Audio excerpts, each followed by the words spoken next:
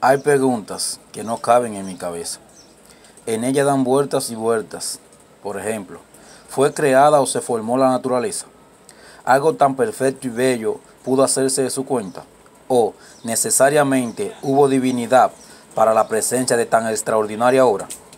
Por favor, aclárenme la cabeza y compartan para que llegue a más y obtengamos más respuestas.